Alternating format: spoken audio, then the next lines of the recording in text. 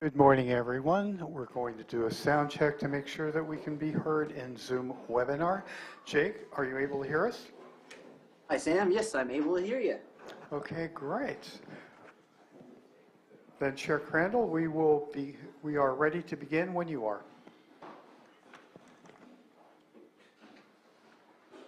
Okay.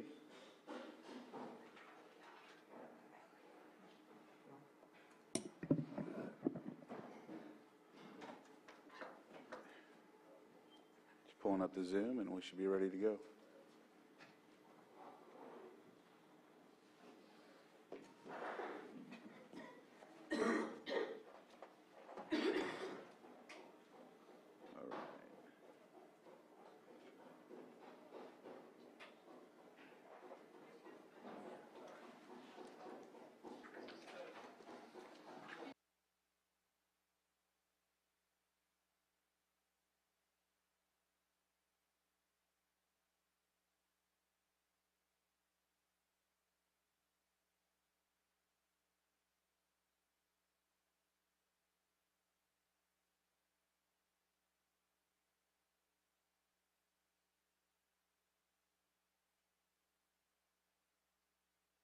Welcome to the June 28th Board of Supervisors meeting. As customary, we'll start with a moment of silence. Does anybody have one? Yes. Just thinking about all the women and girls in the United States who have been stripped of their rights and are having a hard time dealing with once again becoming a second-class citizen.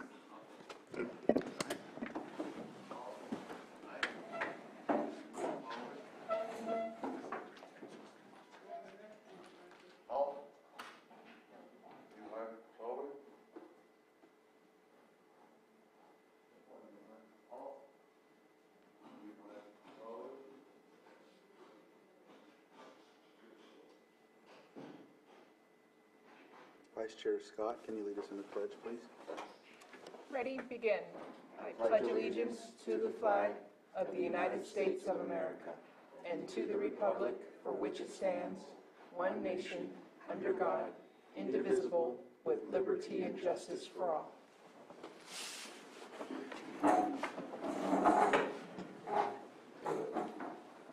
Right. Looks like we have an extra item, 4.1. Consideration of extra item, consideration of public health officer appointment and ratify physician consultation services contract. And so CAO Parker. Yes, good morning, Board. After your board accepted the resignation of Public Health Officer Eric McLaughlin, I was informed by the Health Services Director, Jonathan Portney, that there was an urgent and immediate need for a public health officer or alternate to provide services and to comply with state regulations. I was still evaluating all our options at the posting of this agenda, and to ensure continuity of services, I temporarily authorized this appointment and contract and bring this before your board for consideration today. Right. Are there any questions from the board? I think we need to look up what the urgency is that it needs to be taken up, informed after the posting of the agenda, and it needs to be taken up because it's an urgency. We need to have a public officer assigner in place. Yes. So I'm not hearing anything from the board. Open it up to public input if there's anybody that would like to comment on this, adding this to the agenda. With that, I'll bring it to the board for action. I make a motion to approve this urgency item as it came up after the posting of the agenda, and it needs to be taken up before our next meeting, which is in 2 weeks. Second. So I have a motion to end a second. All in favor? Aye. Aye. Opposed? And motion carries. And should we just take this up a little later, or would you like to do this now? We can do it now if you like. Should it be long? No? I don't believe so, but I don't know. If you have questions. So. I guess we can take it up right now. All right. Yes, so after last Tuesday, I began researching our options to retain a public health officer in the interim while we were going to begin our search to replace Dr. McLaughlin. At the same time, I heard from Health Services that there was an urgent need and that they needed a public health officer as soon as possible, which is why I drafted, with the assistance of Ms. Grant, the contract and made the appointment of Dr. Gary Pace.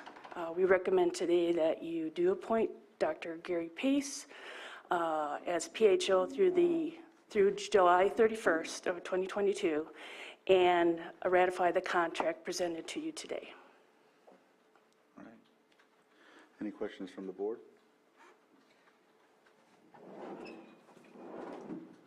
Supervisor Sabatier? Yeah. Thank you very much. Glad this item is on here. Thank you to those that brought it onto the agenda. I have a question about the notice part and then the signature page.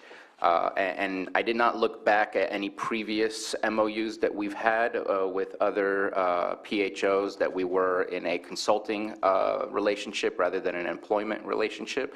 But here it only states that all notices, reports, and communications will be given to Public Health Services.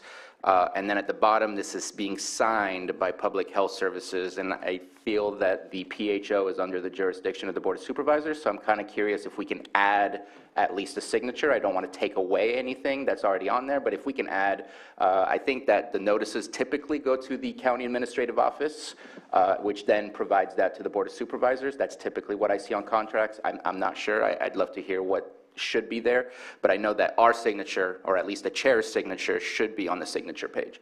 That makes sense to me to do that. Ms. Grant? Yes, thank you. If your board determines to approve to ratify the agreement today, a line will be added for the chair to sign, indicating formally that the ratification occurred on this date. Okay. All right? As far as notices, your board can adjust the agreement as you deem fit. If you prefer the notices to come to the administrative office directly, that's certainly your call, and you can make that change on the face of the document today. So those are my only comments and suggestions. I agree with both those, making those changes. Okay. We have three. All right, anything else from the board? Hearing nothing, I'll open it up to the public. Is there anybody that would like to speak on 4.1? Could you spell the name? Spell the name of Dr. Pace? The one you're going to hire? Yeah. Yes, Dr. Pace. Pace. Gary Pace. P-A-C-E. Yes. All right. Looking online to see if there's anyone in Zoom. And I'm not. So I'll bring it back to the board for action. Mr. Chair, I move to appoint Public Health Officer Dr. Gary Pace and ratify the Physician Consultation Services contract. With I can do amendments?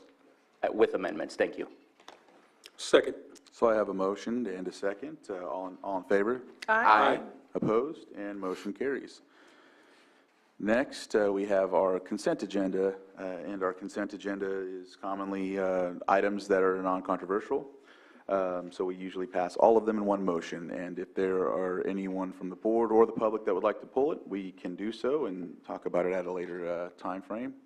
And so it looks like we have to pull 5.1, 5.4, and 5.11. So far, that's what I have as notes. Is there any others that would like to be pulled? Supervisor Sabatier, it looks like you have your... 5.11 was already on the list. Okay, and so I have that. Yes, I'm about ready to open it, so I need you to just wait for me, okay? So I'll open it up to the public. If there's anybody who'd like to pull, can you come up to the microphone and state what you would like to pull and why? Thank you.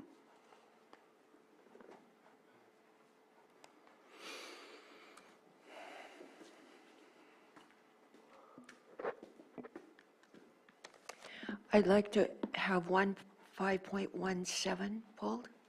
It concerns Cobb Water and Lake County and a parcel of land. I would like to know the background in the minutes from Cobb Water District. So when we get to that, we'll talk more about it. So 5.17, are there any others? All right, looking online, is there anybody online? right, I'll bring it back to the board for action. What was the one after 5.1 that you pulled? It's 5.1, 5.4, 5.11, and 5.17. Mr. Chair, I move to approve from the consent agenda 5.2, 5.3, 5.5 through 5.10, and 5.12 through 5.16. Second. That's right. I have a motion and a second. All in favor? Aye. Aye. Aye. Opposed? Motion carries. Next, we move to our timed items. Our timed items, we'll come back to those extra items after we get through some of these, or if we need to fill. So from here, we'll go on to our 905 item, which is a 6.1, Lake County Animal Care and Control. And I see them in the back. So if you'd like to come up, it looks like we have someone hiding. It's a big one.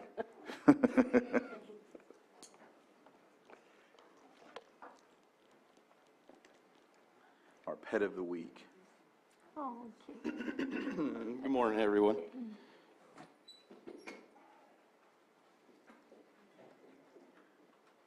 And I see JT's here as well. Quick announcement. Congratulations, JT, on the twins. It's a couple of someone. So this week, the pet of the week, we have 3 little black kittens. When we got them in, they were all pretty much identical, so we had to put little collars on them so that we could distinguish who they were. We are located at 4949 Hellbush Drive in Lakeport.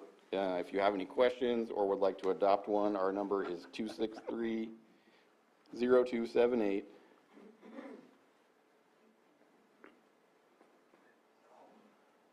Is that all of them? The other one's a little shy. I think it's still in the carrier. I hope it's still in the carrier. He'll be ready.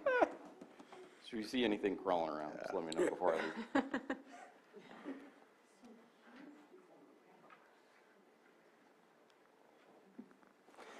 And while you're still on the microphone, just wanting to know, do you have I believe you have your CAP program that has come back. I know it was shut down for a while during COVID. Wondering if you can speak to that. So I will actually let JT. Jonathan Armis, Director of Lake County Animal Control. We did one surgery day. I'm in talks with a couple of local vets to hopefully do a continual. And we're looking at trying to do when Dr. Sally, our current contracted vet, is in to do a few surgeries every week. It won't be at the same level as we were doing before, but we do have some progress on that end, so we will hopefully be able to do approximately like 6 to 9 cats a week. And at this point, you're doing one, or you're not doing any? So we did one surgery day where we did 33 cats. But right now, we haven't been able to do any since our vet passed away. This week, I should have a better idea. I'm supposed to meet with Dr. Sally and kind of work out those kinks. She might sign on for more days, which would be able to increase how many we do. And we're also looking at doing vaccine clinics again. Okay. If it's possible to bring that information when it is available, because I think it's important with the pet population that we already have, if we can decrease our cat population, not decrease, but stop it from increasing at the rate that it is, I think those programs are amazing, so. Totally agree. Thank you.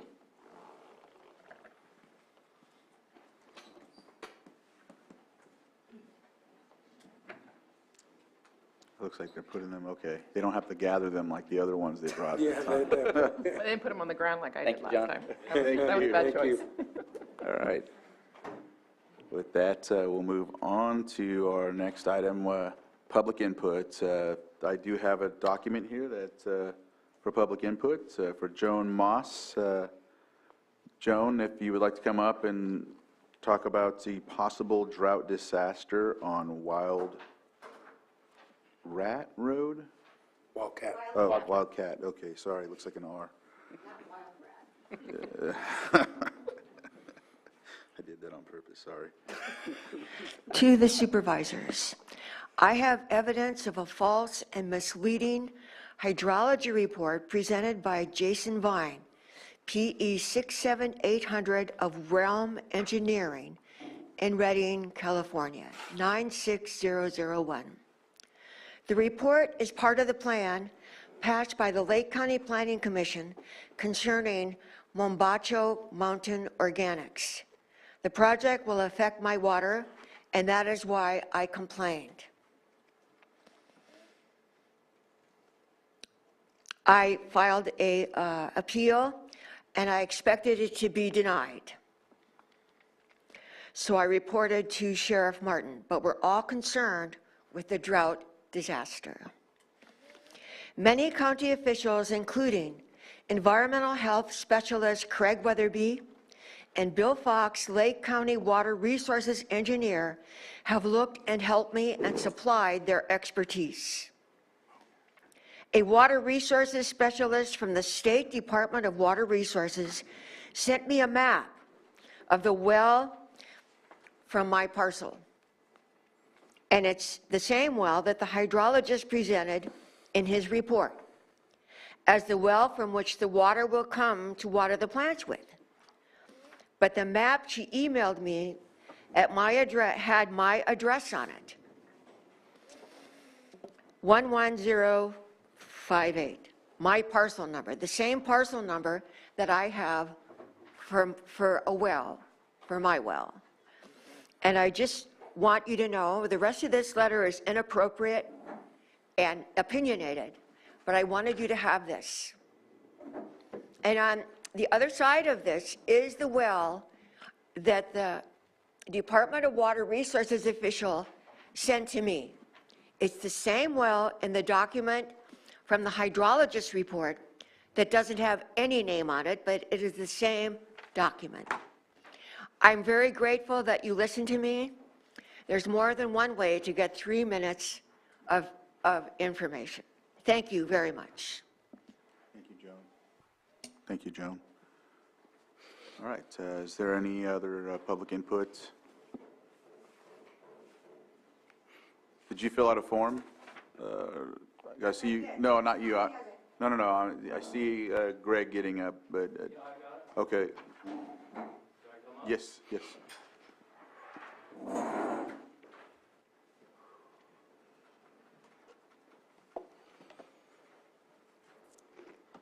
Good morning, I'm Greg Bianchini. I live on 13th Avenue in Lucerne, and I'm here today to talk about the needle exchange program it's pretty bad.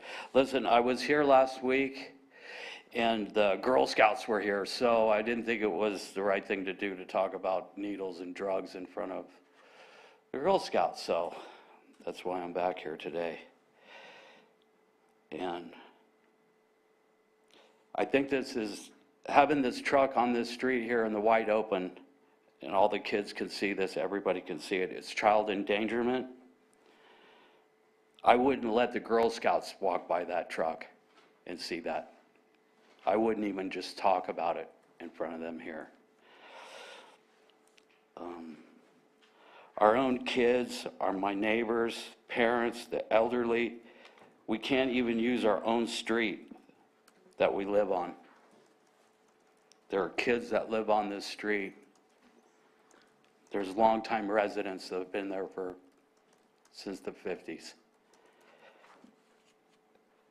The streets, the sidewalks, the parks, the corners, the playgrounds, yards, lakeshore, alleys are full of drug trash.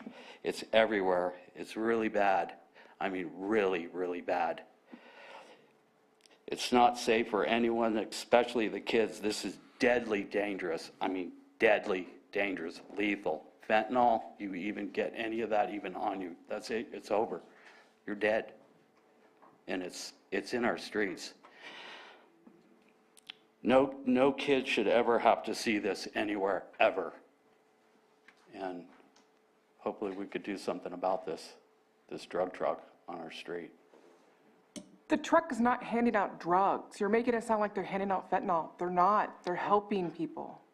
This just makes me angry. Okay, well, Well, thank you.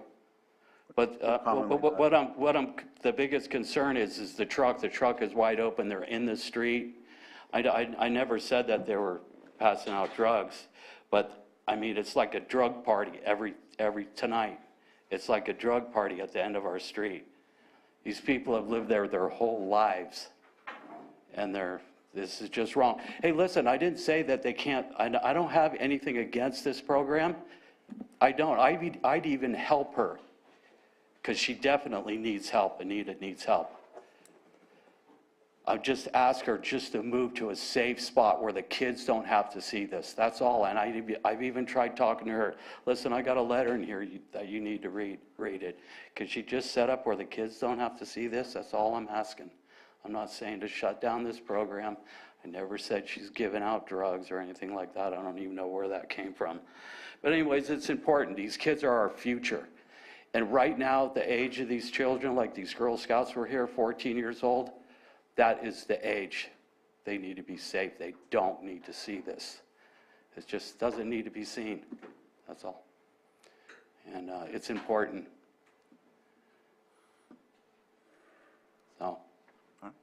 Can we have the document that you? Yeah. There's another letter in here too. But yeah, if they, I've looked around Lucerne, and I think the best spot for them to set up is just at the beginning of town where the Lucerne sign is. It's the farthest away from the school, and there's not that much children traffic there. The 13th Street has the Tower Mart right there. All the kids use that street. I mean, I've lived on that street for 9 years. I pretty much know what all the kids do and stuff. All the kids use that street. Everybody does. So it's just a bad spot to have the needle exchange program. If they could just move off that street, it would be great. And do it just a safe spot. So I don't think that's asking too much. I think it's doable. Thank you. Thank you.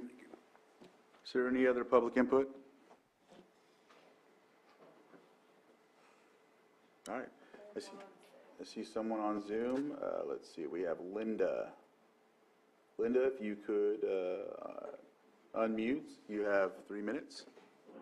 Good morning, Board of Supervisors. I am speaking up for any positive change in the syringe service program.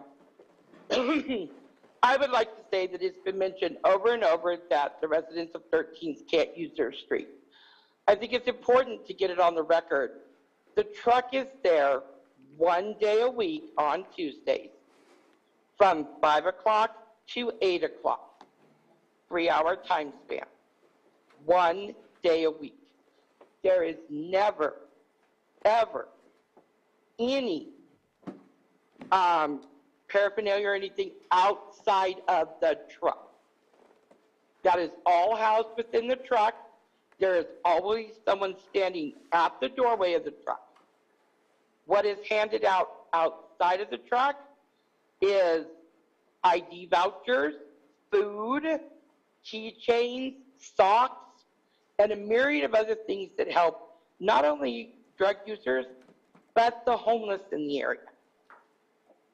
Also at this exchange, we've had people referred to us by public health to dispose of diabetic materials. This is all things that is not being said. It is not a huge drug party. It is elderly and disabled volunteering their time to make sure that all of the community can get the benefits of health. Thank you for your time. What was your last name? I didn't hear it. Oh, it's Hatfield. Okay. Hatfield. Thank you. I am a volunteer there every Tuesday. All right. Thank you. Is Thank there anyone you. else on Zoom? All right. Hearing no other public input, I'll bring it back to the board for our next item on the agenda, our 906, which is a presentation, a proclamation designating the month of June 2022 as Elder and Dependent Adult Awareness Month in Lake County, and B, presentation of changes to the state reporting law related to elder abuse. And with that, I have Start with the proclamation. Yeah, we'll start with the proclamation.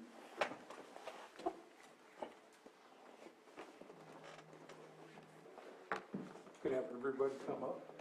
Come on up here, please. Okay. And then we'll do the presentation. I'll go through the proclamation and we'll turn it over to you guys.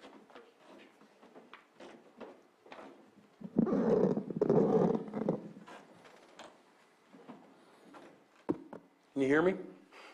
Excellent. Always. Making sure.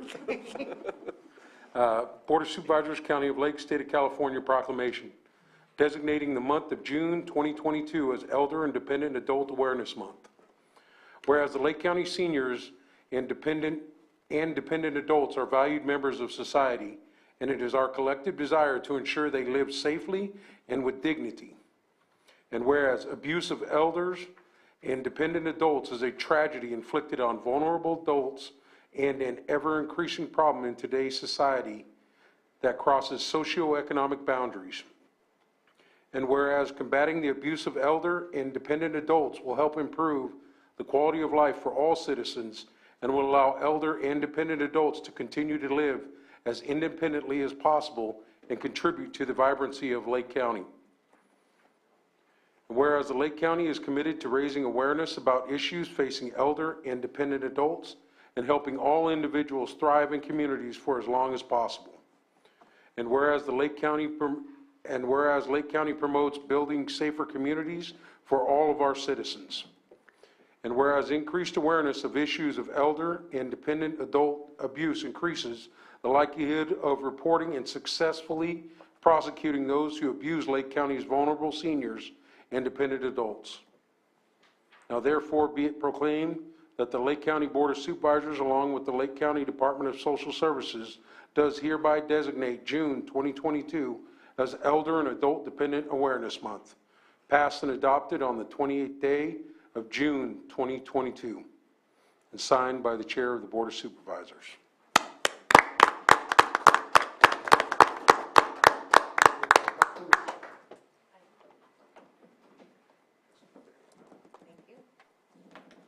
We'll do the picture now, Sam, or at the end? Either way.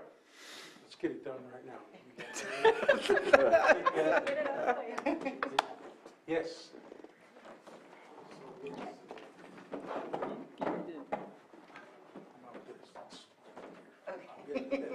We'll do it even.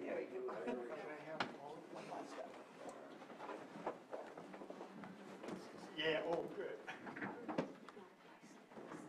Oh, nice.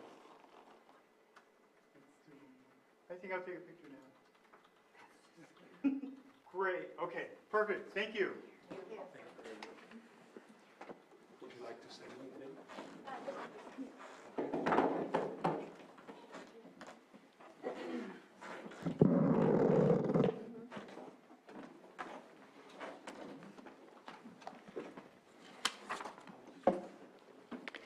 Thank you so much. My name is Amy Szymanski. I'm the Program Manager for Adult Services of Lake County Social Services.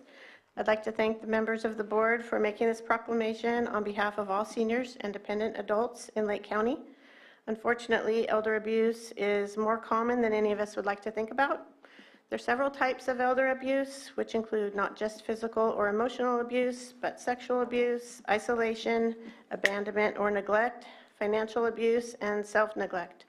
Knowledge of the types can help us protect our senior and dependent adults in the community. I encourage everyone to be aware of the warning signs of elder abuse, such as an injury that's inconsistent with the reported cause or a recent change in the elder's behavior, missing items such as personal belongings or credit cards, having a caregiver that is indifferent or aggressive towards them. If you suspect elder or dependent adult abuse in Lake County, you can call the Adult Protective Services Department at 707-995-4244 and make a report. On behalf of the hardworking members of Adult Protective Services Department, I'd like to thank you for your time and for bringing awareness to such an important issue. Thank you. Thank you. Any questions from the board? Or? I think Crystal's. Oh, there we go. All right. Thank you. Thank you. I don't know that she's ready to speak. Crystal, did you want to go over the presentation on, let's see, presentation of changes to the state reporting law related to elder abuse, or is that someone else that's making that?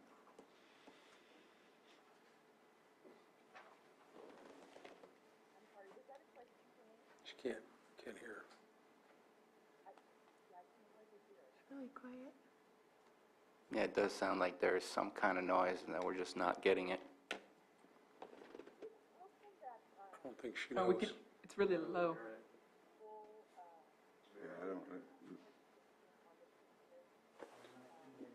We can't hear you, Crystal.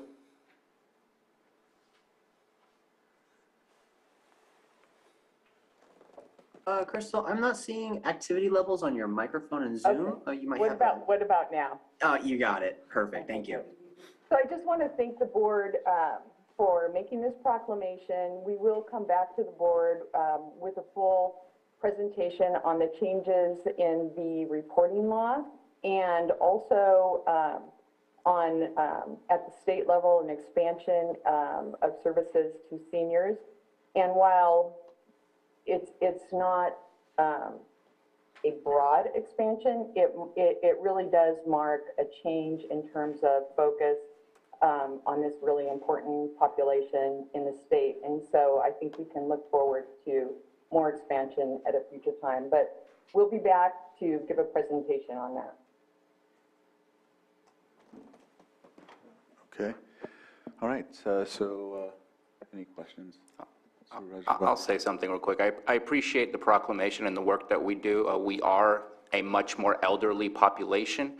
We're about 10 years above the state average, which means we have a lot of retired folks here and a lot of elderly.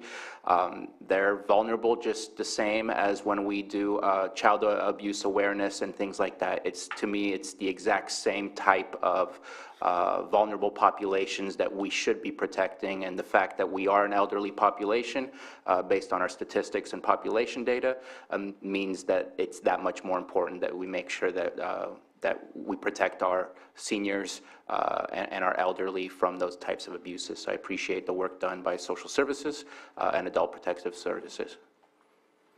Thank you for that, and I could not agree more. I think that you know, this is, I'm really hoping, just the start of expansion of these services. As I mentioned before, the funding for child welfare, or child protective services as it's sometimes referred to, is enormous relative to the funding that has been designated for adult services, or adult protective services. So I hope this is just the start of that. Yeah, no, I do too, and just speaking from experience, in knowing that in our county, the struggles we have with our seniors, I get calls from seniors quite frequently dealing with situations where they were charged more than they were needed to for rides, things like that. People that are sometimes deemed as in-home supportive services, or even just portray as one and aren't really put through the system, will take advantage not only of their finances, but also of their, of their prescriptions. And that's where it gets on the street at times, because a lot of seniors are given stuff for pain management. And so in those situations, that contributes to the situations we have in Lake County, And so I get frequent calls, and I know, Tina, you've come in my district to see some of the gentlemen and ladies that have been affected by that as well. So I appreciate knowing that we're going to get something to help with that. If there is funding coming down the stream, that's very important. Our senior centers, with the area agency on aging, some of those only supply a certain amount, so any type of other ancillary funding could help at any given time. And so thank you for this presentation and the discussion. Is there anything from the public, anybody from the public that would like to speak on this? Yeah. Did you have anything else to add, Crystal? I just wanted to make sure. No, just that I do think this warrants a presentation of what is available and what is not, because this is over 30% of our population that we're talking about, and it is important. And while I think it's important to talk about what is available, it's also important to bring awareness to what the limitations are within the system. And so we will come back and do a report that combines both adult services and AAA in terms of what is available to seniors on the local level. All right, thank you. Thank you. So I don't see anybody on Zoom neither, so I'll bring it back to the board. If there's nothing else, so we'll close this item, and thank you again for this presentation. And let's see here. Now we have our 6.4. Sitting as the Lake County Air Quality Management District Board of Directors, consideration of fiscal year 22-23 draft budget, and consider district updates and annual policies recommendations. And with that, it looks like we have Douglas Gearhart, our Director for Air Quality Management, here to do his presentation.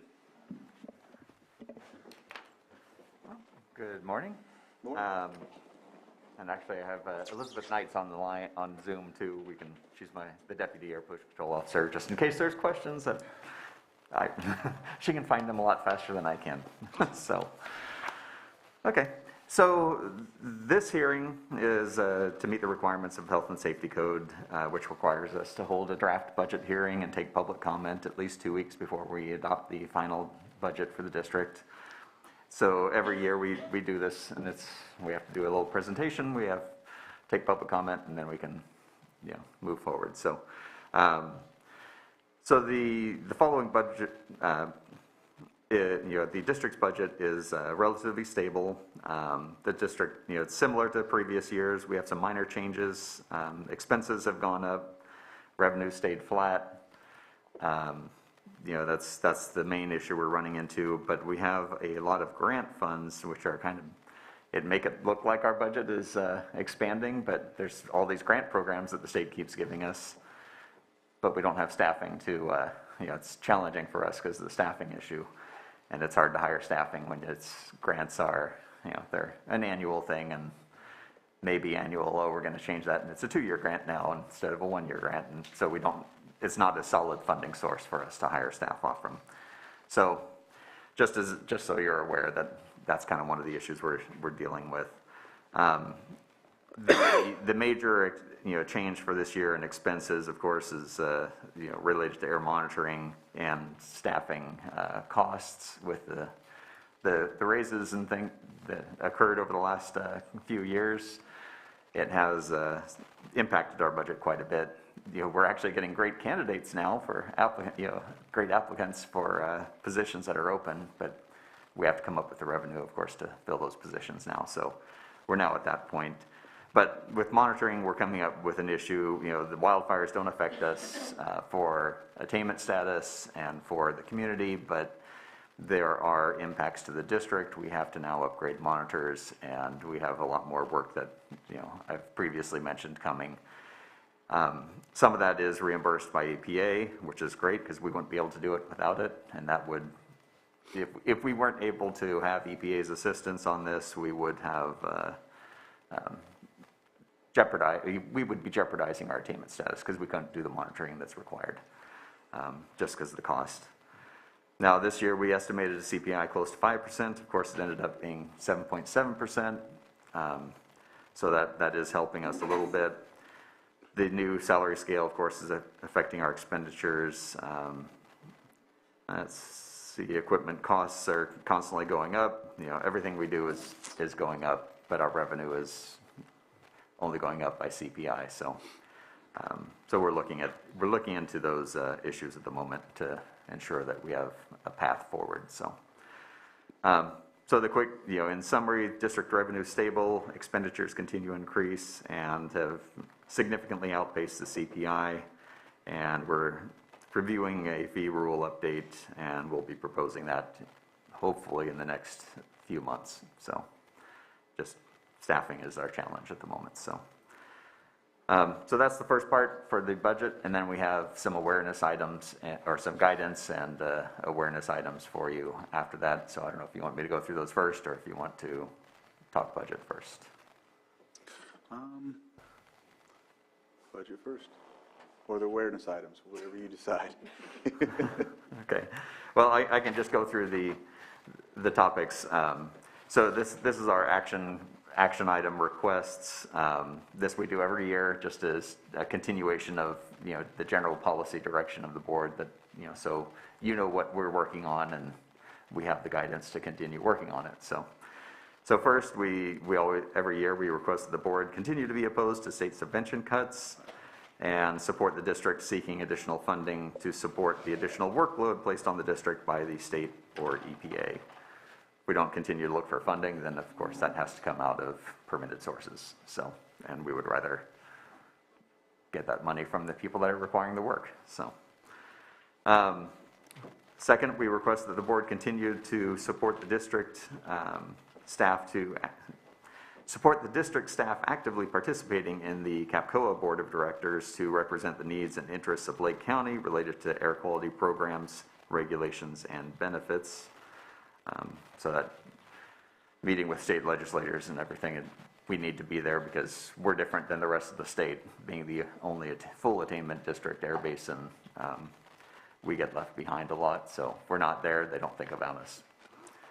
And then third, we request that the board continue the policy direction that health impacts, health risks, health-based complaints, and mandated programs and requirements be given top priority, followed by activities that have regulatory timeframes and/or other funded activities or activities as directed by this board. And then then the rest are just awareness items, which are in the packet, and they're just kind of the ongoing items that, if you're interested, I can go through them if you want, but they're just so you're aware of what's happening in the county. If there's any that you want that stand out for There- you, I know whether I see them. Yeah, they're pretty much a continuing items that are, very similar to previous years, so, but they're ongoing with minor updates, so there's nothing that stands out at this point. Did you have a question? I had a quick question about your advocacy for Lake County. It's always difficult to have our voices heard, especially at the state if we're not from down south, where there's a lot more votes that occur. Just wondering if there is a coalition of counties that are within attainment that might have a larger voice, or does that not exist? Well, that's us. Gotcha.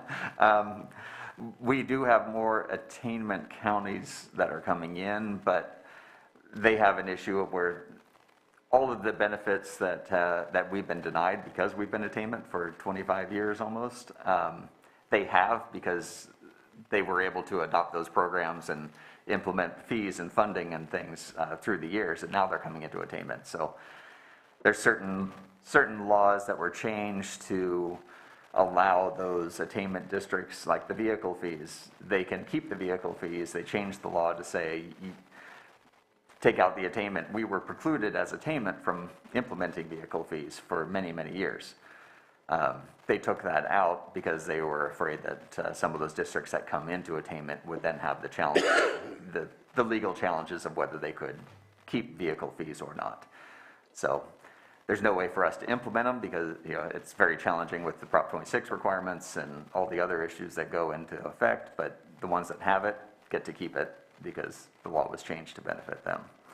So we're limited in who can partner with us, but I do appreciate, Right. I know the difficulties that your department has in getting some of the access to some of those grants that are available for those with a lot more pollution in their area that we get denied, but today, I believe it's today, in our consent agenda, we did just approve for an electric bus for Middletown Unified School District, and those are wonderful changes and additions, so I appreciate the work that you've done to bring that to us. Thank you. And we do have a rural CAPCOA group that's a subset of CAPCOA, which is the California Air Pollution Control Officers Association. So we do have a rural group that discusses rural issues and tries to kind of coalesce as a group on general rural issues to get the state attention on. So that we do get some benefit out of that as well. Awesome, Do thank you you. attend those, or is it the group, do you attend those group meetings? Okay. Oh, yeah. Is there a leadership that attends as well from elected officials, or no? No, it's an association of just the air pollution control officers, so it's, Just making sure. Yep. I don't have any other questions. Any other questions? No. All right. Okay. So then, all we need is to approve the draft budget and to get either, policy direction on the other items. Yeah. No, I was Public gonna- comment, yeah, sorry. Any questions for I forgot. Director Gearhart as of now? So open it up to the public. Is there anybody in the room? Okay, come up to the microphone, and you have 3 minutes.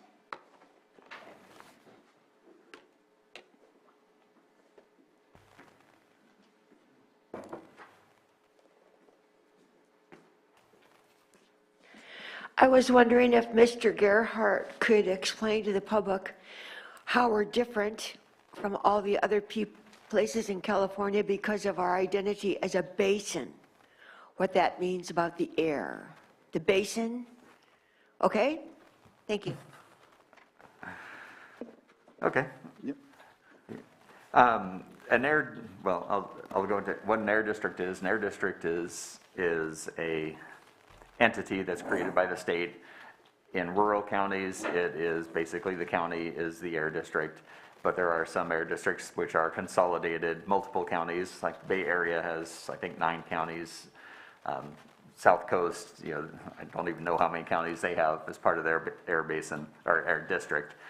And then you have air basins, and air basins are a division that was created by EPA to, basically, it's like a watershed, but it's an airshed. So we're an air basin, which means we control, and we have little impact from outside of our air basin. So we can control what's impacting us. We do see impacts, of course, like with everything from outside areas, but it's a division of, we're not directly linked to Sacramento, we're not directly linked to Mendocino or Sonoma County because we have ridge lines in between. So we are kind of our own bowl, which is the basin. Other basins include, the Bay Area is an air basin, so that goes all the way from Sonoma County, half of Sonoma County, Napa County, and all around the San Francisco Bay. So much bigger basin, we're a much smaller basin, so. All right, thank you. And so, what we'll do, I can go over it with you. yeah, but he'll come see you after. All right. Any other comments in public? And I don't see anybody online, so I'll bring it back to the board for further discussion, or you said, or action, right?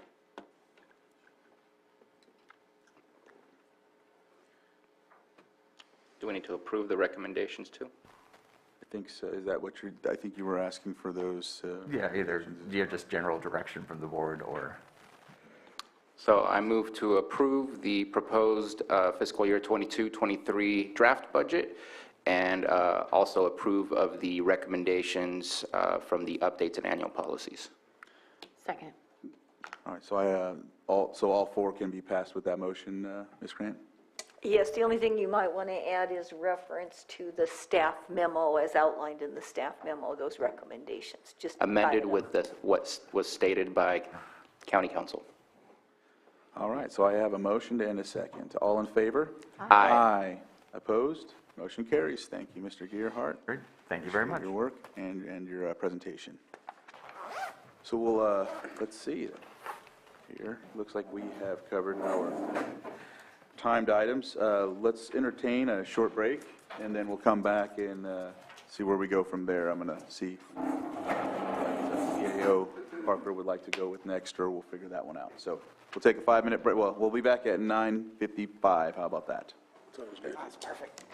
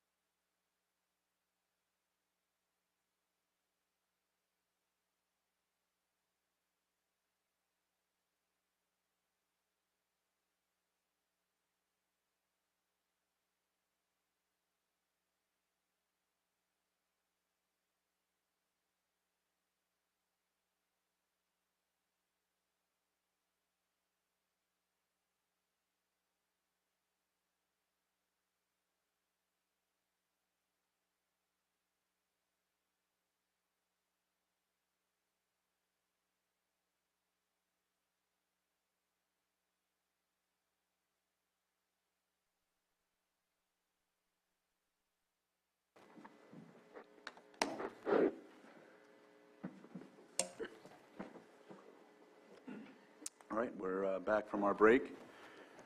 And looks like we'll go to our consent agenda pulled items. First, we have 5.1, which is, I'll read it. Approved side letter to Lake County Employee Association, LCEA, retroactive to the start date for October 21st, 2021, June 30th, 2025 MOU, Section 5.1 through 5.1.9, covering group insurance for LCEA, and authorize the chair to sign. B, approved side letter to Lake County Sheriff's Management Association, LCSMA, retroactive to the start date for the October 21st, 2021, June 30th, 2025 MOU, Section 5.1 through 5.19, 5.1.9, covering group insurance for LCSMA, and authorize the chair to sign. C, approved side letter to the Lake County Deputy District Attorneys Association, LCDDA, retroactive to the start date for the October 21st, 2021, June 30th, 2025 MOU, Section 5.1 through 5.5, covering group insurance for LCDDA, and authorize the chair to sign. D, approved side letter to Lake County Correctional Officers Association, LCCOA, retroactive to the start date from the October 21st, 2021 June 30th, 2025 MOU, Section 5.1 through 5.6.10, covering group insurance for LCCOA, and authorize the chair to sign. E, approved side letter to Lake County Safety Employees Association, LCSEA, retroactive to the start date for the October 21st, 2021 through June 30th, 2025 MOU, Section 5.1 through 5.19, covering group insurance for LCSEA, and authorize the chair to sign. F, approved side letter to Lake County Deputy Sheriff's Association, LCDSA, retroactive to the start date for the October 21st, 2021 through June 30th, 2025 MOU, Section 5.1 through 5.19, covering group insurance for LCDSA, and authorize chair to sign. And I'll hand it over to CAO Parker. Yes, Pam Samick, HR Director, is here to speak on this matter, present it, and answer any questions you may have. Good morning, Pam Samick, HR Director. After a recent review with the Auditor's Office on the life insurance, we discussed that all benefits being paid for and provided by the county needed to be in the MOUs. And so she suggested that we do side letters memorializing the 3 benefits that were not in the MOU, which is the accidental life and dismemberment, the Section 125 cafeteria plan, and our employee assistance plan. Letters were sent out to all of the labor groups, which they all signed. We resent the LCSMA because I had an incorrect date on that, which was November 1st, not October 21st like the rest of the units. And this is to meet federal and state guidelines for audit requirements. So this is just covering us and listing all benefits provided. Thank you. All right. Any questions from the board? Supervisor Sabatier? I just wanted to at least ask my question publicly that I had asked, which was just to ensure that nothing changes as far as the expenses of salaries based on this, that it's just previously charged stuff, and the answer I received, and I'm sure that either Ms. Samick or CAO Parker will concur that this changes nothing other than memorializing, as Ms. Samick was just mentioning. And so just wanted to make sure that it was clear that there is nothing changing on our salaries. Our expenses. There are no changes. Those stay the same. We're just memorializing the benefits we provided that weren't previously listed. Right. Any other questions from the board? Open it up to the public for any questions. Not seeing anyone on Zoom. I'll bring it back to the board for action. And I see that we have A through F, and so how would we like to do this? Mr. Chair, you will have to take them up separately. However, you can certainly say, for example, for A, motion to approve side letter to Lake County Employee Association as previously described. So you don't have to read the entire item again each time, but since each agreement is with a separate entity, you do have to take them up separately. All right. Let's get started. Mr. Chair, I move to approve side letter to Lake County Employee Association as previously described. Second. So I have a motion and a second. All in favor? Aye. Opposed? Motion carries. Mr. Chair, I move to approve side letter to Lake County Sheriff's Management Association with the new date of November 1st, 2021. November 1st, correct? October 21st. Is it a further one that's, oh, sorry, which one is it that we changed? LCSMA, Yeah, Lake County Sheriff's Management. and that's November 1st, right? Correct. Okay, so just wanted to make sure that was the right date. So again, approve side letter to Lake County Sheriff's Management Association with November 1st, 2021 through June 30th, 2025, as previously described. Second. So I have a motion and a second. All in favor? Aye. Opposed? And motion carries. Mr. Chair, move to approve side letter to Lake County Deputy District Attorneys Association as previously described. Second. So I have a motion and a second. All in favor? Aye. Opposed? Mr. Chair, move to approve side letter to Lake County Correctional Officers Association as previously described. Second. So I have a motion and a second. All in favor? Aye. Opposed? Motion carries. Mr. Chair, move to approve side letter to Lake County Safety Employees Association as previously described. Second. So I have a motion and a second. All in favor? Aye. Opposed? And motion carries. I believe I'm on E, approve side letter. Mr. Chair, I move to approve side letter to Lake County Safety Employees Association as previously described. Second. Or am I doing that one again? I think you did do Okay. that one. So, Mr. Chair, I move to approve side letter to Lake County Deputy Sheriff's Association as previously described. Second. So I have a motion and a second. All in favor? Aye. Opposed?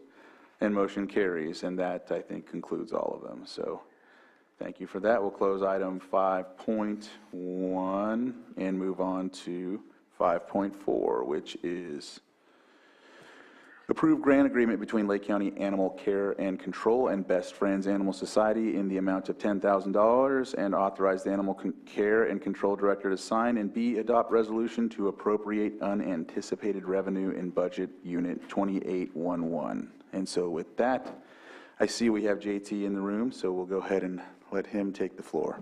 Good morning, Supervisors.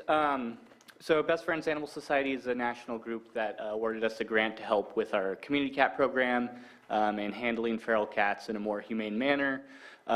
There was a typo on the memo. It reads Budget Unit 2811. It should be corrected to 2711.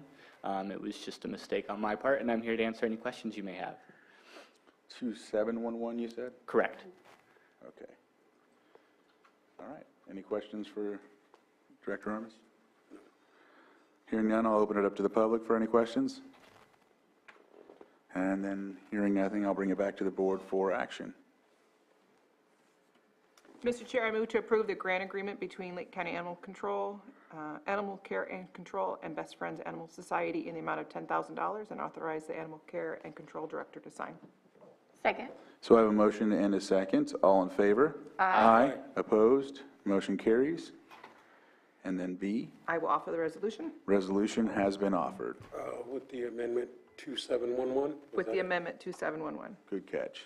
Okay, Supervisor Simon, Yes. Supervisor Sabatier, Aye. Supervisor Scott, Aye. Supervisor Pyska. Yes. And Supervisor Crandall. Aye. Thank you. And so it looks like we have concluded on 5.4. Thank you, JT. Thank you. All right. And next, we have 5.11, adopt resolution to name a certain existing unnamed road in the Lower Lake area. And it looks like we have Director De Leon on from Public Works, and I'll give the floor to you, sir. Good morning, Board. Scott De Leon, Public Works Department. Hope everybody can hear me okay. Yes. This morning's item is a resolution of intent that would set the date and time for your board's consideration of the naming of a current unnamed road in the county. We inadvertently left the date and time blank in the resolution, and so we fixed that yesterday. It was entered into Granicus. It should be available to you as revised resolution dash Snows Lane or Snows Road. And so by approving this resolution this morning, you will be setting the date and time and location for the public hearing. It'll be July 26th, 2022 at 9:15 a.m. In your board's chambers. And again, that will be the public hearing for you to consider the proposed road name. So apologize for the oversight and be happy to answer any questions if you have any. Are there any questions for Director DeLeo? Anyone from the public have any questions on item 5.11? Hearing none and seeing none on Zoom, I'll bring it back to the board for action. Mr. Chair, I'll authorize the amended resolution. Resolution has been offered. Okay, Supervisor Simon, Yes. Supervisor Sabatier, Aye. Supervisor Scott, Aye. Supervisor Pyska. Yes. And Supervisor Crandall. Aye. Thank you. All right. Thank you. Thank you for that presentation. And so with that, we'll move on to our 5.17, which is pulled by Joan Moss. Let's see, adopt resolution authorizing the transfer of APN 030083360 from Cobb Area County Water District to the County of Lake, and authorize the chair to sign the certificate of acceptance and record the deed, certificate of acceptance and preliminary change of ownership report. And Scott is on. I'm going to give the floor to you, sir. Yes, good morning. Thank you, Chair, board members. So what you have before you for your consideration today is transferring a parcel which was inadvertently transferred to Cobb Area Water during the consolidation. As you're aware, there was a water district consolidation up there. They consolidated 8 districts, including 3 county-managed water districts. Mount Hannah was one of that. During that consolidation, Mount Hannah's assets were transferred to Cobb Area Water. One thing was also inadvertently transferred, and it goes back to a 1977 deed where there were parcels transferred from the Kelseyville Lions Club to the county. So in the listing of assets, a parcel in Nice, which was transferred from the Lions Club to the county back in 1977, was further transferred on to Cobb Area County Water. So this action today seeks to rectify that. Cobb Area Water has no need for a parcel in Nice. They'd like to transfer it back to the county. They have executed a quit claim deed. So we have a resolution authorizing that transfer, and then we are requesting that the chair be authorized to sign the certificate of acceptance and record the deed. Thank you, Director Harder. Are there any questions from the board? Hearing none, I'll open it to public input, and it looks like we have Joan at the microphone, so. So this is not just one small parcel. This includes Mount Hannah and what other areas? No, this is just one small parcel in Nice. So in 2019, when the Cobb consolidation occurred, Mount Hannah's assets, all of their assets, as well as Bonanza Springs and Starview's assets, were transferred to Cobb. There was a parcel which is listed and identified as APN 030083360, which is over in Nice, that was transferred inadvertently to Cobb. So this action today proposes just to revert that parcel back to county ownership. So this is a parcel in Nice? Yes. Correct. It was kind of a mishap, Yes. Yes. and it's Yes. back into Lake County. Yes. That's what I want to know. Thank you. Thank you, Joan. Are there any other public input comments from I'm looking on Zoom, I don't see anybody, so I will bring it back to the board for action. And anybody can take this Are up. these all separate? And Mr. Chair, I offer the resolution. Resolution has been offered. Supervisor Simon, Yes. Supervisor Sabatier, Aye. Supervisor Scott. Aye. Supervisor Pyska. Yes. And Supervisor Crandall. Aye. Thank you. All right. Thank you, Director Harder. Maybe Anita can speak to this. Do they need to authorize the chair to sign the certificate of acceptance as well? Is there a motion needed for that? And approve. Oh, yeah, there. Where it says, now therefore be it resolved, the Board of Supervisors that authorization is granted to the Special Districts Administrator to initiate the transfer of real property identified by APN 030-083-360 from Cobb Area County Water District to the County of Lake, approve the quitclaim deed, and authorize the chair of the board to sign the certificate of acceptance and record the deed. So it appears then the only outstanding action would be for, well, the chair to sign, but that's all covered in the resolution. So approval of the resolution takes it up. Thank you, though. Thank you, Director Harder. All right. Thank you. And it looks like that closes that, 5.17. So our consent agenda items that have been pulled are finished. Let's see.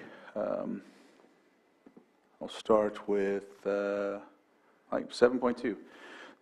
Consideration of resolution of the Lake County Board of Supervisors authorizing the application for the permanent local housing allocation program for the Carlier Avenue apartment project. And with that, it looks like we have Director Todd Metcalf from Director of the Behavioral Health Services here to conduct this presentation. Yes, thank you, Mr. Chair. Good morning, members of the board. Todd Metcalf, Behavioral Services. I'm going to introduce this item, but I do have some subject matter experts on hand to help explain this a little more in depth. This resolution before you is for the Permanent Local Housing Allocation Program, which is funded by the California Department of Housing and Community Development. The funding is it's based upon a 5-year formula, and this funding is specific to Lake County, which what they're estimating is approximately $1.5 million. And we plan to use these funds for the much anticipated and long-awaited Collier Avenue Apartments project. So as I mentioned earlier, I do have some subject matter experts here, hopefully in the Zoom room. We are working very closely with Rural Community Housing Development Corporation in this project, as well as our housing contractor, Linda Hedstrom, which I believe she might also be in the Zoom room. And so I'd like to turn it over to Rural Community Housing Development Corporation. I believe Ryan LaRue is able to speak more to this, and then I will certainly add or jump in as needed during their whatever they plan to say about this. So Ryan, are you with us? I am with you, Todd. Oh, awesome. Thank you so much, and good morning, board. Thank you for hearing this item today. Yes, as Todd mentioned, this source of funds has been brought to our attention as a possible use to support Collier Avenue project. And interestingly enough, it also has a timeout clause to where if we don't use these monies, they could be or likely disencumbered back to the state. So it's really, in Todd and I's and Linda's opinion, that it's advantageous to utilize these dollars on this project, which is most closely shovel ready, as we have our last funding application due at the end of this week. An allocation such as this could make our project, will make our project much more competitive to receive the remaining tax credit dollars necessary to fully finance the project. Basically, the way the tax credit program works is the more competitive you are is based on how much money you come in, local public dollars come in with at application stage. So we're really excited to have this opportunity before you, and I'm happy to answer any questions that you may have. Otherwise, Linda has been engaged in this process supporting Lake County. And Linda, is there anything you would like to add that I missed maybe? I would like to correct the amount number on the resolution. My original typo, we caught it in review, probably RCHDC's sharp eyes, but in section 2 on the first page of the resolution, it does say not to exceed the years 1 and 2 allocations, but those 2 years total 602,469. not the 483 listed. So I did want to just correct that typo. So the total amount is $602,469.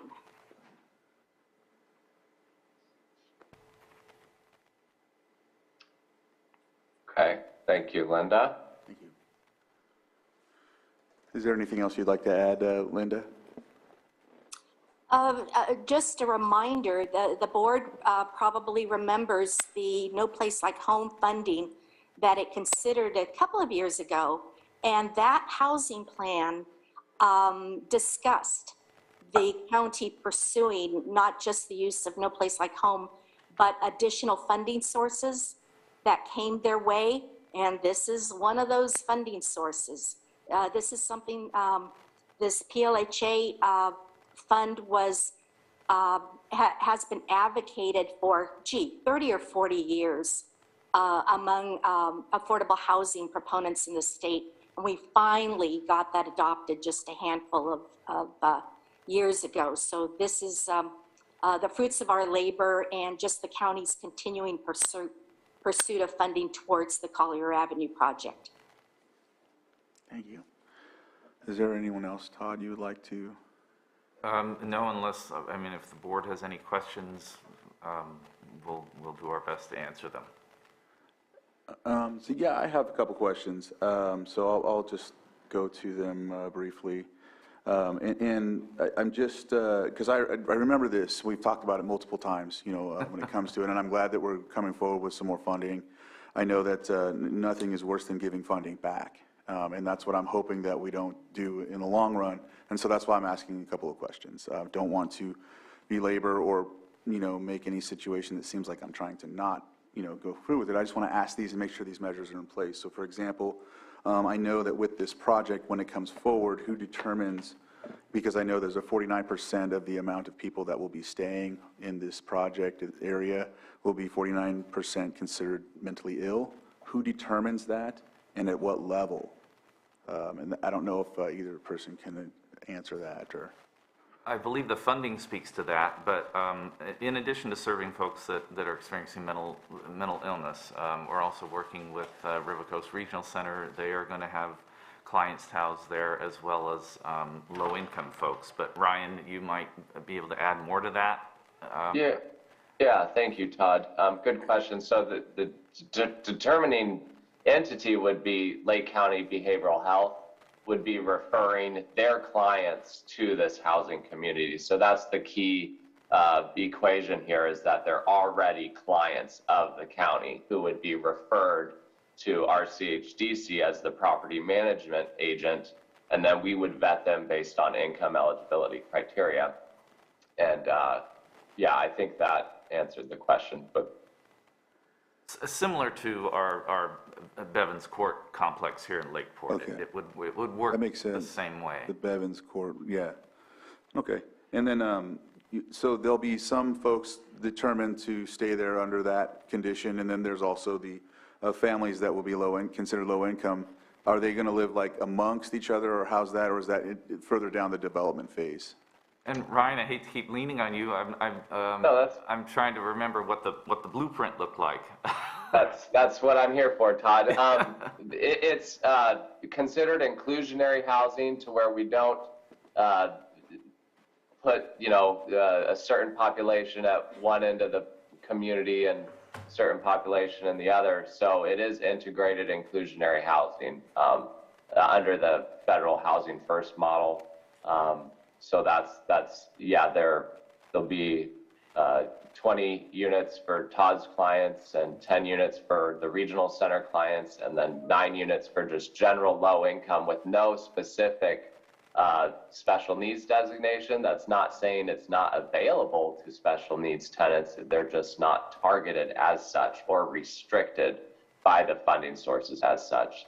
So it's, you know, we don't, to follow like HIPAA and whatnot, we don't make a certain hallway for a certain population, if that makes sense. No, thank you. That answers that. And my last one, I'll just I had 2 more, but I'll tie this one together because it kind of makes it goes under the same thing because like mentioned before about grants and staff being able to manage the grant funding and all of that. And the report that was given back in April about us kind of getting out of that whole situation and, the state report that we received about behavioral health struggling with what they're already dealing with. How will this be carried forward given the status of that? Is your department going to be able to handle that, referring and working with that to ensure that this goes smoothly? Because not only am I worried about losing or giving the funding back now, but at a later date as well, or people that are working, they'll work towards this and then they're working towards this housing project and then it doesn't go through. It's like we could have been working on something else. So I just want to make sure and give assurance, and maybe even something can be created that ensures that this follows through effectively and works to a point that everybody's served properly, because that's the biggest thing is when we get this funding, we want to make sure everyone's served. So. Absolutely, and as I said, we would just do pretty much what we're doing at the Bevins Court complex. And remember, this is a permanent supportive housing facility, so these folks are much higher functioning. They would have access to staff Monday through Friday, 8 to 5, just like anyone else would. And so we are very confident that this will not be an issue, that once we refer folks there, they would still be connected to whatever resources, programs, and services that they would need. So we've got this. Okay. All right. That's the only questions that I have. Yeah, no, I appreciate that. Yeah. Supervisor Sabatier? I have questions from the questions. There was no clarification on what Supervisor or Chair Crandall mentioned of 49%, but I just heard 20 for behavioral health, 10 for some other agency, and then was it 9 for the general population? Well, that's not 49%. So we're looking at almost 75% of the complex would be for behavioral health type of support services? Well, there's a bit of a distinguish between the regional center and Todd's clients. So the 49% comes from the no place like home criteria, which is where out of the 40 units, Todd got 20 for his clients. And then, so generally speaking, the answer to your question is yes. 75% designated special needs tenants. Okay. 49% of which for Lake County and 10 units for Redwood Coast Regional Center for individuals, developmentally delayed individuals. Okay. And when you say Lake County, you mean the agency Lake County, such as behavioral health, not Lake County residents or anything like that. That would be all Lake County residents can fill up all of those places. Just want to clarify when you say Lake County is all. Correct. Yes. Both, I believe. You need to be a Lake County resident to receive Todd's services. Is that correct, Todd? Yeah, absolutely, yes. Okay, so yes. And correct. so upon researching, and I don't have it right in front of me, the PLHA, is that the right acronym? Permanent Local Housing Correct. Allocation. Okay. I had to write it out. It's too many acronyms. It doesn't specify the specifics of what we're attempting to do. It specifies low income, and obviously what we're attempting to do fits within low income. I know that when we talked about Collier, in case that things don't pan out exactly as what we're planning, that there's the possibility of just aiming for low income, because I think that what we're aiming for here is a small percentage of our population that meet the needs and requirement, but low income is, I mean, we're like 38% or whatever our percentage is for the county when it comes to low income, and I think that it's not just, I think that number probably grows depending on what the definition of low income is and what we're using. If there's issues with the process to create the services that we're attempting to do, is it possible within the realm of the money that we're receiving to just end up doing a low-income housing rather than the specified services in case those services, like, do we have that flexibility, and is it just going to be 9? And if there is some struggles for whatever reason to fill the other apartments, we are in absolute dire need of housing. And I want to make sure that we're not saying, sorry, you don't meet the criteria because we're holding all of these units for such and such, when we know that there's a greater need out there. Is there that flexibility within the project that is being worked on so that if we do not have anything to fill, any person or client to fill those 30 units, that's flexible and can expand to make sure that we do provide housing to those that need it? Well, I would add to that 99.9% of these folks are already low income, whether they are Rebel Coast Regional Center folks or And I'm going to interrupt you. The idea is that the regional center or behavioral health don't have the ability to serve those people, so you can't place them there, or you don't have the people, whatever the reason might be. Is that 9 flexible for the general population to become 11, to become 15, to become whatever, so that we're not stuck with empty homes with people that need homes in our community? That's the question that I want to put out there. Yeah, I can take that, Todd, if that Go you'd for like. it. Yes, so I think a great example of that, Mr. Sabatier, is, as you may be aware, there was a farm worker project in Lake County recently that received a similar forgiveness for the designation and was able to open it up to the general public. So short answer is yes, because once we partner with a private investor to fund the remaining equity needed, we have fiduciary requirements to rent this community up. And so if Todd is not able to give us tenants, then we have a responsibility to fill those units, or there's significant financial repercussions. So short answer is yes, the units will not be vacant. Okay. And we will work with the funding sources to ensure that they're filled with the major factor here is low income, because that's what all these funding sources contemplate. So while we have a designated set aside, there are at times we have seen workarounds to those when the units aren't filled, similar to what I was trying to say about the farm worker project in your neighboring city. Yeah, no, I appreciate you bringing that up. I had forgotten about that, but I do remember that had changed to that specification, that now it's available for low income rather than just farm workers, or the availability criteria changed.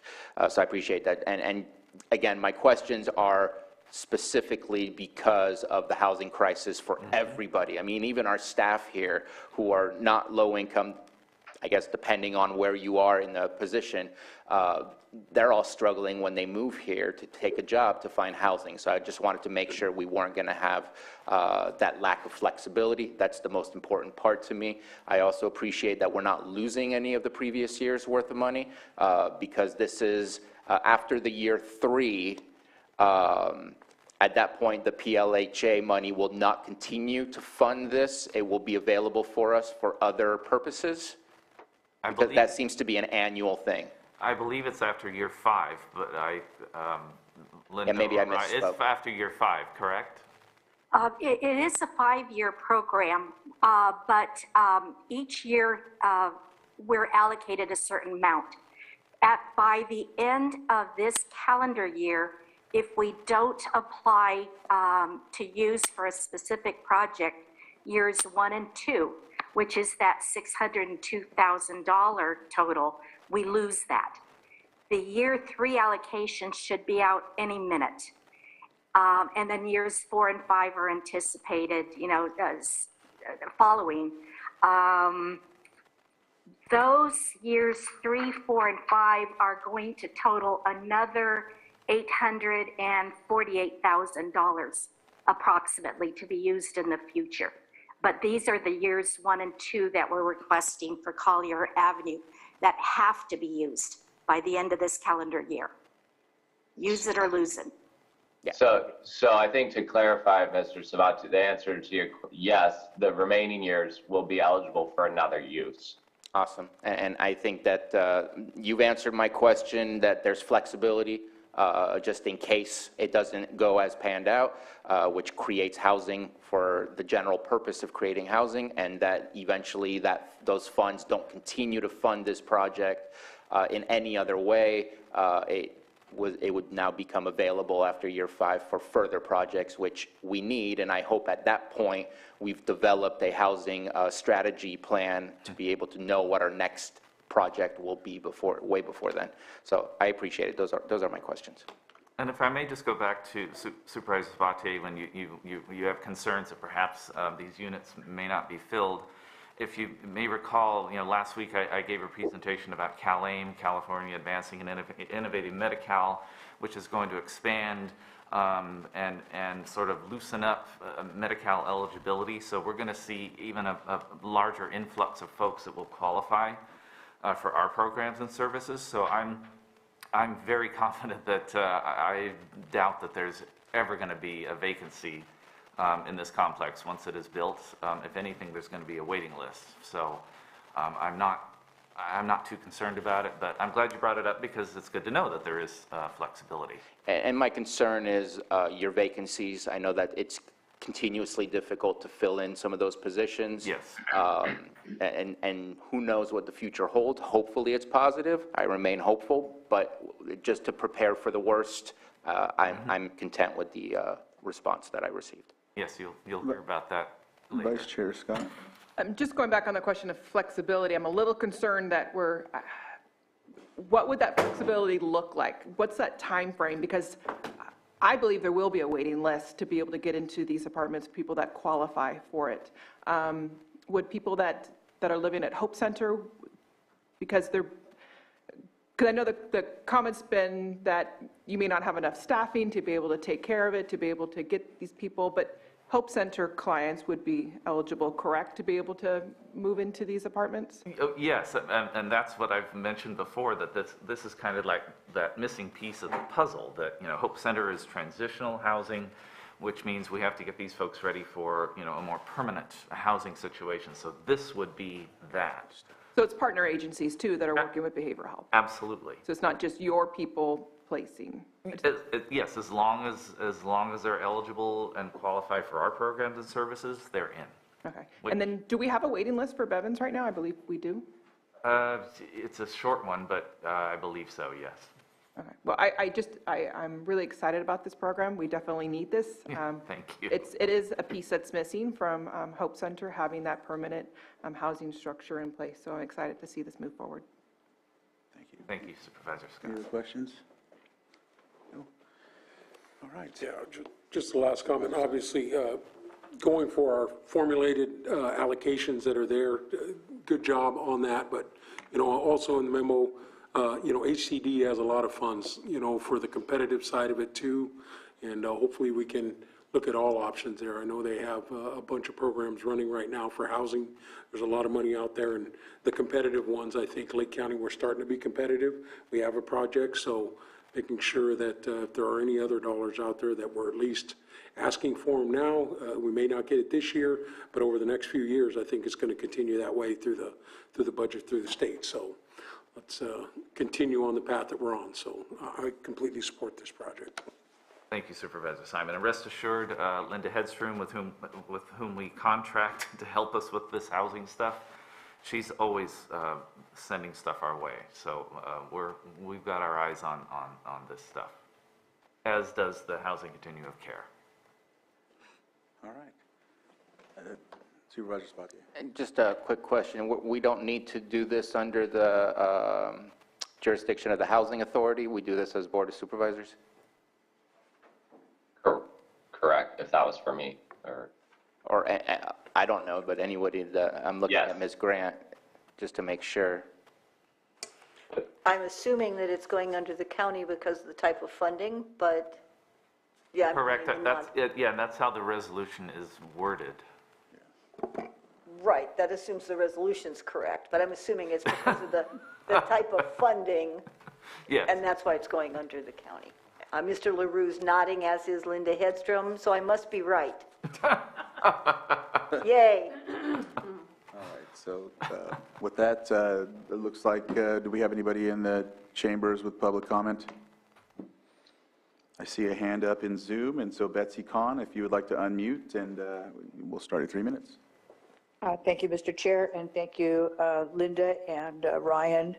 I have one question about the impact. Will this be counted as a contribution to our requirement for providing affordable housing under the general plan housing element? And I see Linda nodding. Thank you Yes. very much. That's what I wanted Yes. to. Thank you. All right, thank you for the question. Is there anyone else in Zoom that has a question? I don't see any others, so I'll bring it back to the board and for action. Mr. Chair, I offer the resolution Resolution has been offered. as amended. Yeah, oh yes, with the 600,000 instead of the other, right? All right, Supervisor Simon, Yes. Supervisor Sabatier, Aye. Supervisor Scott, Aye. Supervisor Pyska, Yes. and Supervisor Crandall. Aye. Thank you. All right, thank you. Thank you, Director Metcalf. Thank you. Ryan, and thank you, Linda. Thank you very I much. see Scott there too. He just signed off, but thank you. All right. With that, we'll move on to 7.3. Are we prepared to do this right now?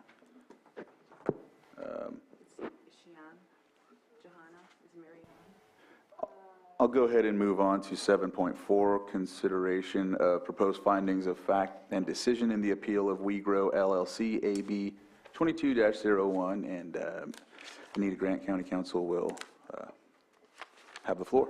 Thank you, Mr. Chair. Relatively self-explanatory, I hope. The findings and decision draft that's before you today is indicative of the board's unanimous decision that was made on May 17th. There is a typo in my memo. It should say May 17th, 2022, not 2021. I apologize for that. It would be very late if that were the case. The findings are based upon your board's decision-making and your determination, again, to deny the appeal. In this case, the applicant and the appellant are one and the same. So if your board finds the findings and decision to be acceptable, you would have two actions today. One would be by motion to approve the findings of fact and decision. The second would be a motion to deny the appeal. All right. Any questions from the board? Anybody from the public? And I'm not seeing anyone on Zoom raise their hand either, so I'll bring it back to the board for action.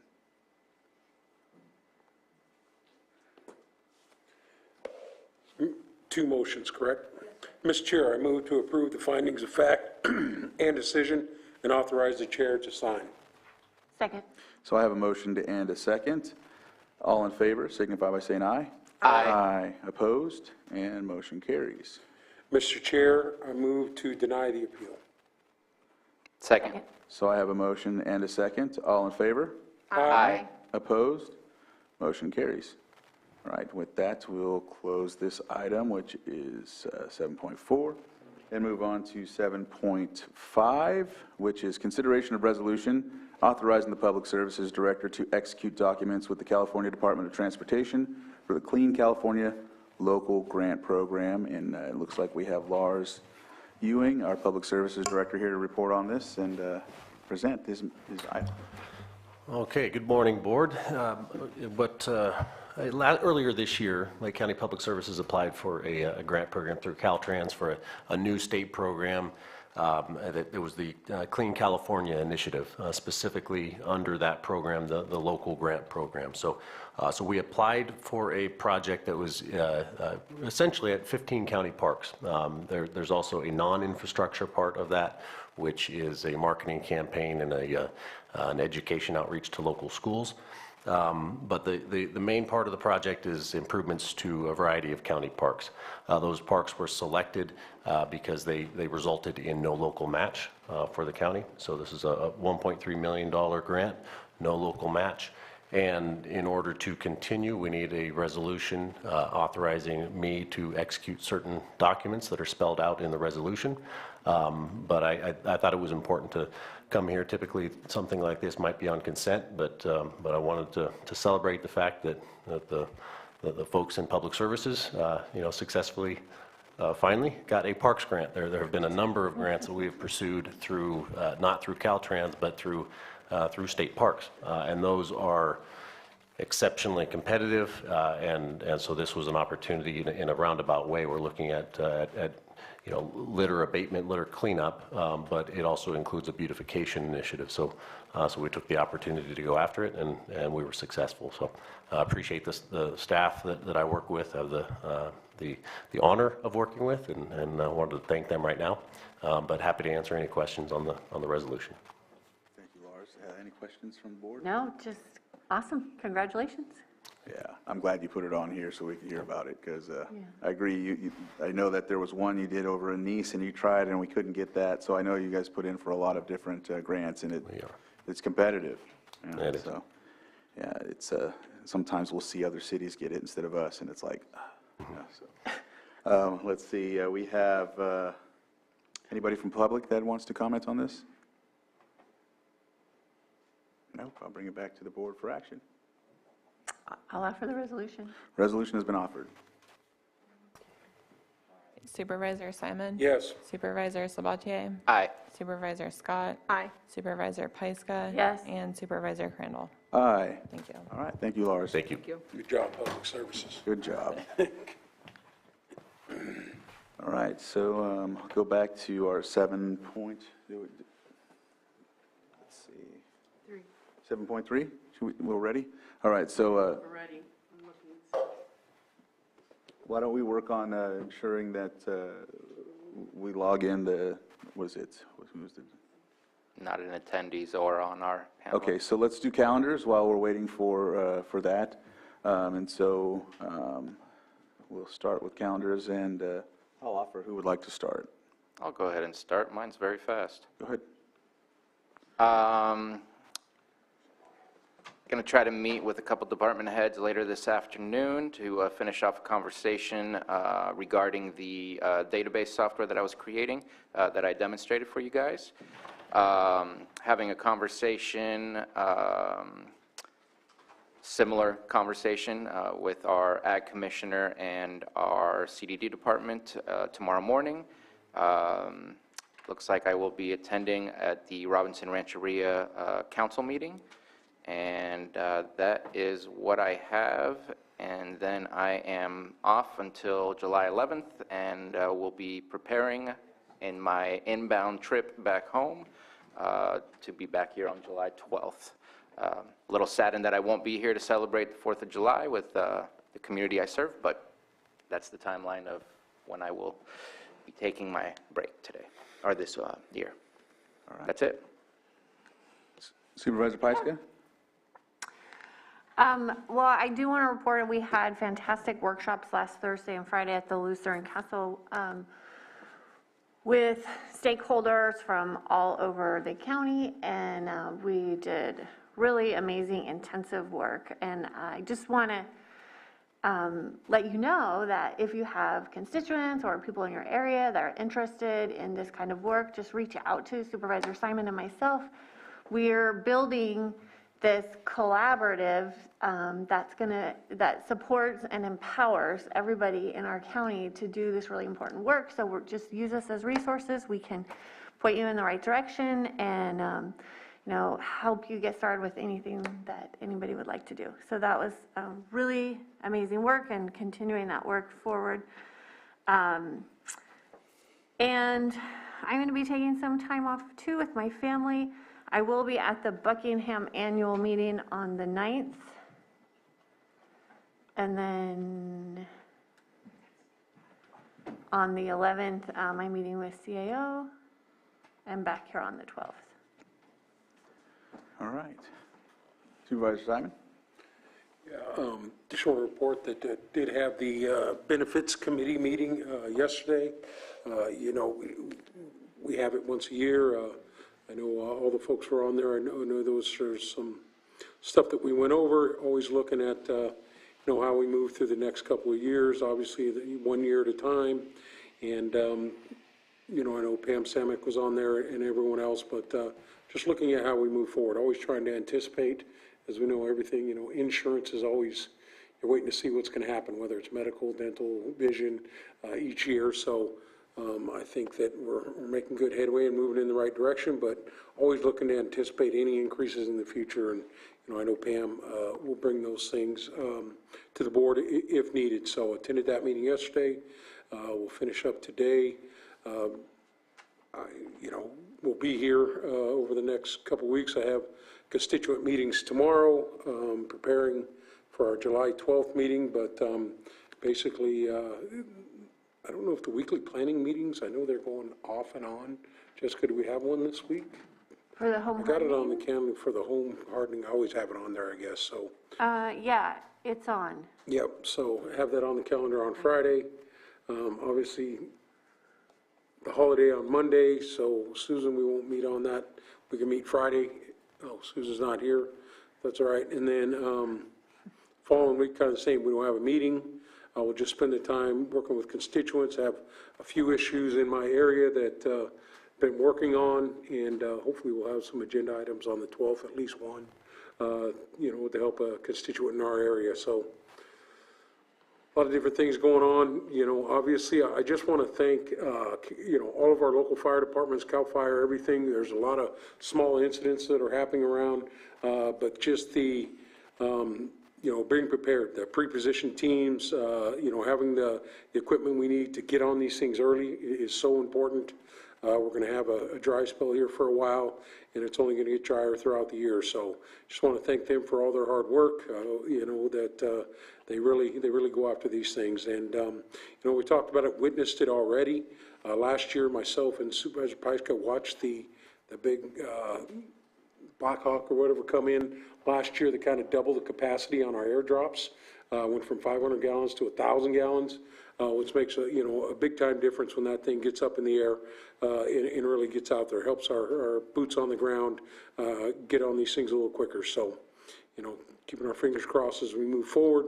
But Lake County seems to be a well-oiled machine with all of our local fire departments, CAL FIRE, as they work together, and all the agencies in the county. So, other than that, that's what I have. All right. Vice Chair Scott? Yes, a couple report outs from Hope Rising. They have a new chair, as I'm going to be stepping down from that committee. Victoria Kelly is the new chair of Hope Rising. I'm not unsure who from the board is going to be attending those Hope Rising meetings, but they also have a new executive director starting July 1st, Justin Gaddy. I'm excited to have him step up from project manager to our executive director, so he will start July 1st. Another report out, the Juvenile Justice Commission meeting. We had a meeting last week for the first time in like 2 years.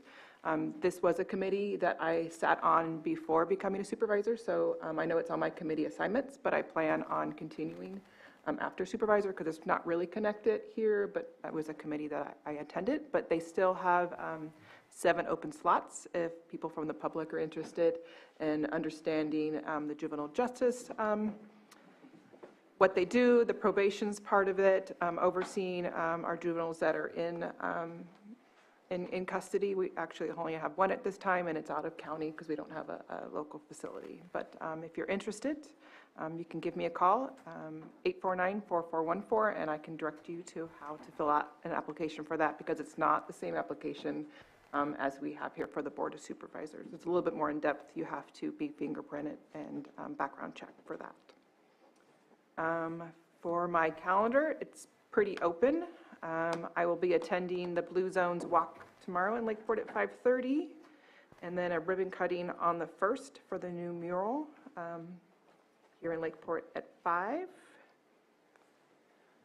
And that looks really it till coming back on the 11th to prepare for Tuesday's meeting on the 12th.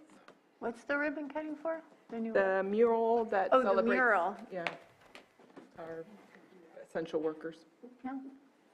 All right. Yeah, went down. Looks like I'm the last one, so I'll just report out on the Blue Ribbon Committee that we had last week. And I don't know if I read it this way, but I ended up going to Clear Lake. I seen Alan, and they were like, "We don't have a meeting here.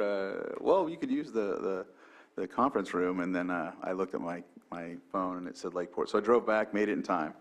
We passed the projects that were for 2022. The approval of the 2022 projects were the eco-cultural Thule restoration project, the AEM survey of Lake County groundwater basin, Scotts Valley aquifer conditions evaluation, environmental education pathway proposal, integrated pest management for sustainable shorelines, the primrose removal and Thule restoration, Adobe Creek hydrology groundwater monitoring project, GDE and wetland restoration analysis and implementation, HAB harmful algal blooms and bank erosion proposal, web-based clearinghouse for data and citizen science app, common carp and goldfish management, and the hypolimnetic oxygenation pilot project. And so we're looking to submit those for project proposal for funding this year to the state. I keep touching my screen even though it's not, but that's for the water resources to go to for California Natural Resources. And so that was done Wednesday. We got that finished. Then Friday, I actually went to Lake Pillsbury to swear some people in instead of going to the Golden State Connect, and so I made it out there. And actually did my first wedding on Friday as well, so that was an interesting thing. That I was able to turn it back in and get everything done. The assessor was very helpful in getting me what I needed. The department, I called them, and they said, nope, just bring it here, and we're good to go. So that was fun, and you know, just knowing I've seen people get married, and I see them here, and I'm like, well, I guess I could do it. I didn't know. People keep asking me. So anyhow, let's see. Tomorrow we have the meeting with Robinson Rancheria regarding the Middle Creek restoration, the discussion that we have with their leadership. Thursday, I have a content process with IT at 1 p.m. Looking at some of the things that were proposed. There's a meeting on Thursday at 1. Do you remember if we have? I believe we got an email from Director French saying that that was more of a technical meeting and that there's no need for us to be there, but if you want to, I'm sure you can. Okay. Friday is open. Tuesday's basically open. The 6th, Earth at 4 p.m. down in Clear Lake Oaks at the Moose Lodge. CSA number 2 meeting usually after that. Thursday on the 7th, AR 633, which is Cal 20 Village and Upper Lake Water Project Safer Team meeting. Let's see, Friday's open, and then on the 11th, Monday, meeting with the CAO, and back here on the 12th for a Board of Supervisors meeting. And so with that, let's see if we can see how our... Okay, well, why don't we take... Yeah, let's take a... let's come back at 11, and we'll take a break.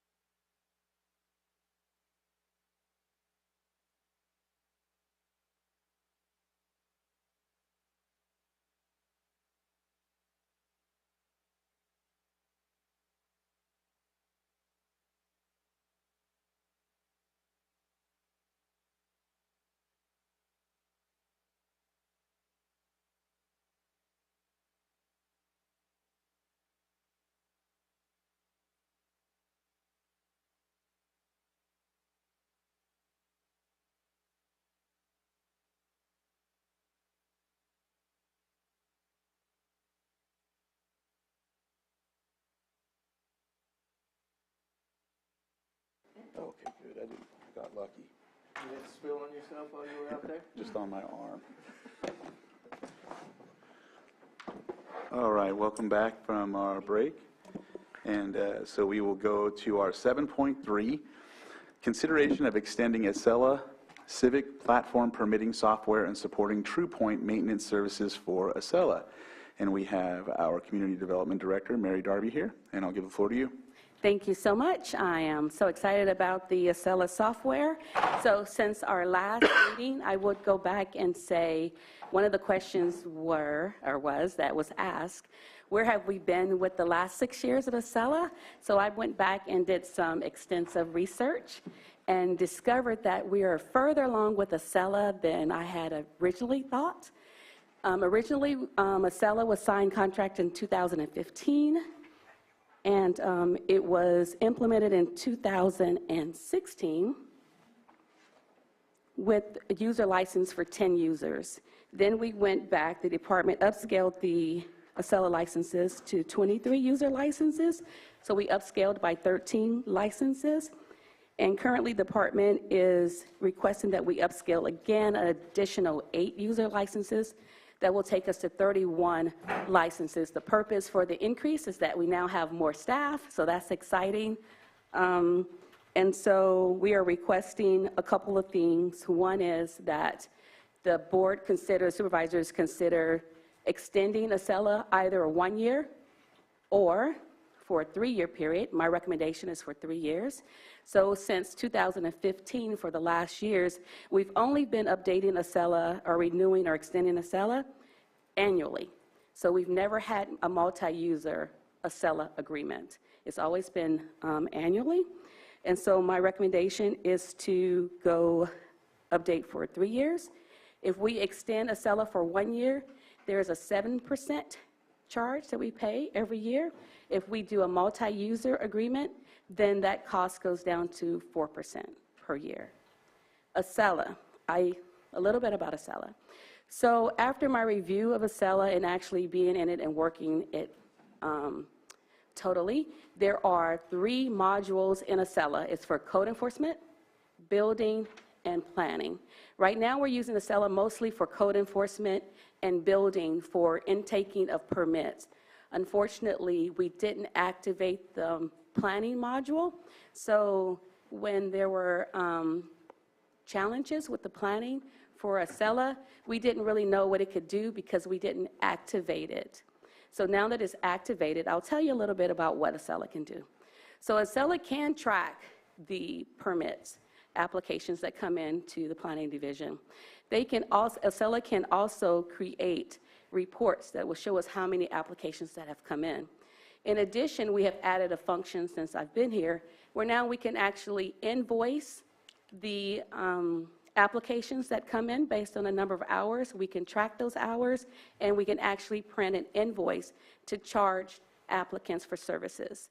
So the analogy I like to give about Acela, I think is a very powerful tool, and I know it's totally different than what we've been hearing since I've been here about Acela, but I do think Acela is a powerful tool that can be used to assist the county. It can provide us with the mechanism to track documents. It can print reports. It can combine and be used with GIS to identify locations of where we are with different permits. And it actually can also generate pinpoints on the maps for floodplains or any kind of zoning issues that we may have. I was going to provide a demonstration today about what Acela can do and actually show you and demonstrate it, but at a later date, I would like to come back and actually use it myself and demonstrate to you how powerful of a tool it is and what it can do. So I think that the board has actually done a great job with bringing that platform on to the county. I like to think that the Acela is, I like to use the analogy, that is 90% baked. It needs 10% more to put the frosting on the cake for it to really show you what it can do. And that's where I am, and that's what I discovered over the last years of what we've been doing with Acela. So Acela does have a customer complaint portal. We've only been using that portal for code enforcement, but there is a portal also that can mirror what code enforcement is doing to track any type of complaints that come in. In particular, the board approved a customer service representative that's going to handle our complaints, and I've been designing what she would do to take those complaints in and how she will regurgitate those complaints out to each individual board member so you'll know what's going on in your districts. So that is completed. It just needs to be activated. And I can't get that module activated until the board review and consider the proposals and the contracts that I have before you today. So that can be done, and once that's activated, then I can show you what Acela can do. All right. Okay, so having said that, I do have 2 contracts before you for review and consideration. One is for a 1-year annual extension, and the other one is for a multi-user extension that will give us 3 years to pull Acela to show you what it really can do and to actually go back and backtrack some of those invoices that we have outstanding. We can generate those funds for the county. And I think that kind of completes my presentation unless you have specific questions. Supervisor Spatier?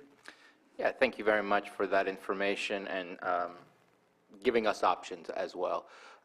My question to you is, from what I've done in my research of Acela, is that there's quite a robust public access module to that. Are we paying for that entire module, or are we only paying for the complaint part? Because I believe there's a module where developers can upload their, submit their applications, submit their attachments, and right now I don't believe that we're utilizing that.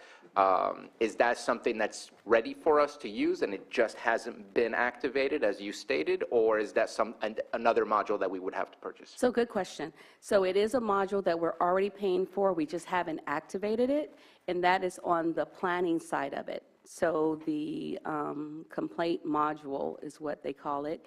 It's on the planning side, and we would just have to activate that component, and it would mirror a lot of what code enforcement does. And so just to at least let the board be aware and for public comment, at this moment in time, because I know that there's modules that we're not using yet, I am going to be looking at the 1-year mark just to make sure that what's our progress after that year. Is there problems that have come up that we weren't aware of or things of the kind? I think the difference between a 4% to 7%, it's definitely a difference, but it's not a huge difference in comparison to moving forward with something that may not be providing us exactly what we need. I think it can, but we need to make sure that it's within our capacity to get to that point, and also making sure we're no longer paying for pieces of modules that we have not been utilizing and have just been kind of left in the dark and not being brought out for us to really utilize. If we're paying for it, I want to see us using it. So I'm looking at the 1 year just to see the progress, where we are, and making sure that that's the correct decision to keep moving forward. So appreciate Thank you. I just also want to add that with Acela, it is also a tool that the users, our staff, would actually have to use. So I am definitely on them about making sure they're updating Acela, putting projects in Acela, and the training of. So in Acela, there's even training modules where you can send out the training module number 1, how to set up your account, how to input data. So there are actually modules that come with Acela that are already there. And so just my question is, are you ensuring they're doing well, you'll ensure they'll conduct those training modules from here forward? Okay. Yes. Okay. Any other questions? Yeah, I just have a point of clarification. Supervisor. I wasn't sure, there's no difference for the first year between the 1-year contract and the 3-year contract? Yes, there is. For a 1-year contract, there's a 7%, and then for 3 years, they charge 4% for each year. Okay, but I thought you had said something about the multi-user was for the 3 years. Yes, the multi-user agreement is for the 3 years, and in that 3 years, they charge 4% as opposed to charging 7% for every time we extend annually. Okay, but the multi-user is for year 1, just for the single year also? No, it would be for 3 years. So multi-user would be for 3 years at 4%. And if we were just going to extend for 1 year, then it would be 7%. For the next time, if we. So every time you extend, we would have to come back to the board, and I don't know what it would be in 2003, 23 or 24, but for the next extension, it would be 7%. Is that clear? Yeah. Okay. All right. Any other questions? I'll open it up to the public for any questions. I don't see anybody in the chambers. Anybody on Zoom that has a question? And I will bring it back to the board for action. And just to,